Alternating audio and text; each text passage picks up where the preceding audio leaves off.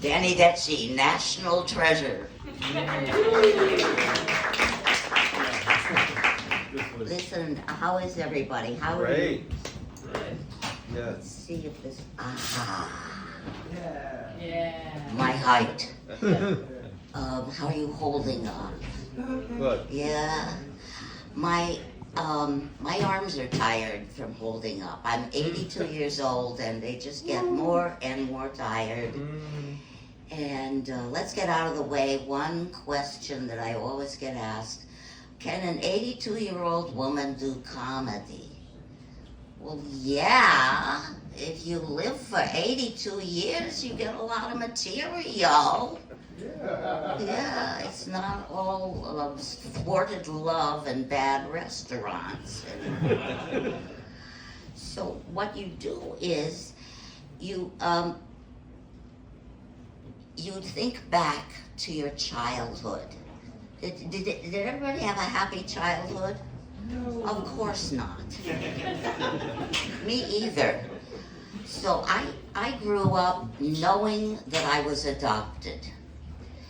How I knew I was adopted was I figured out that I couldn't possibly be biologically related to these overweight and cranky people that I was sharing a house with. So I knew that I was a princess and descended from people in Hollywood and that they would come and rescue me. Esther Williams and Burt Lancaster.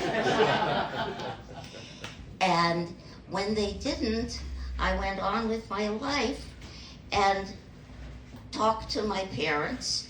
My father was a psychiatrist. He thought that making weird faces and loud noises at children was very funny. My mother had a motto. Her motto was, walk softly and carry a grudge. Every day she would ask me, did you comb your hair today? I combed my hair, I washed my hair, I ironed my hair. It always looked like this. And then she had hair that was straight as an arrow, nothing out of place. She was always like that. And finally I asked her, Mom, how do you do this? Nothing ever moves. And she said, sweetheart, it's a wig.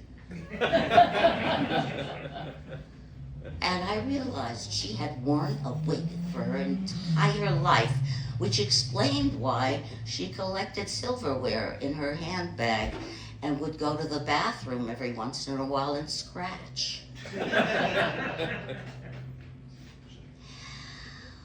Once I finished with those people, I got married.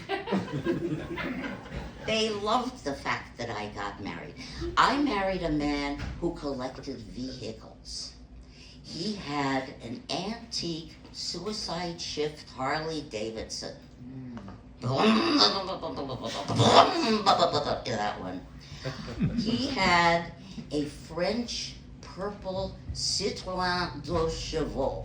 It rocked back and forth as it went down the street. And he had a Studebaker President up on blocks.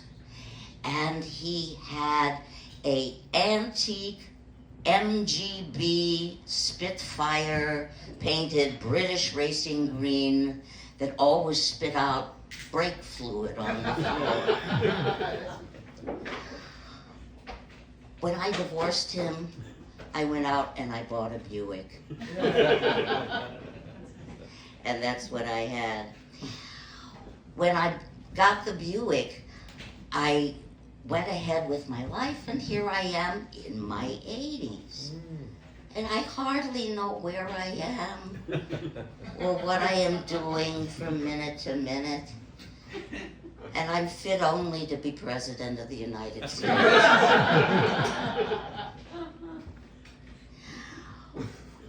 But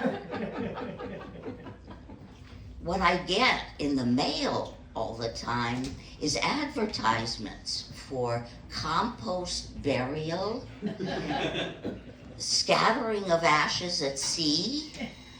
And I say to myself, that's the last thing I need. My mother liked that joke. I just want you to know. I lose track of things. Nothing important, just my glasses and my phone and my car keys. But I also lose track of time.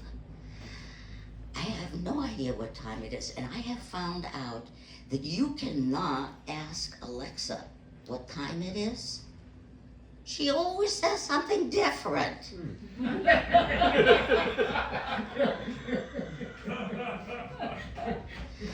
And what is the difference between ashwagandha and ayahuasca anyway?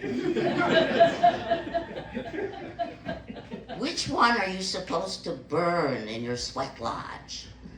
And are they Ayurvedic? I can't keep this stuff straight. It changes too quickly. But it makes me a prime candidate for Kaiser. I have a doctor who giggles all the time, and I tell her that my hair is falling out, and she goes, "Hee." When I finish with Kaiser, I see my therapist. My therapist always allows me to bring my own dog to therapy. And she always says to the dog, "So, what brings you here today?" I am here today with you. You have been a wonderful, wonderful audience. Thank you so much. I want to cook for you. Also, if you want to do me a favor, if anybody finds a tennis bracelet on the floor, I didn't lose one, I've just always wanted one.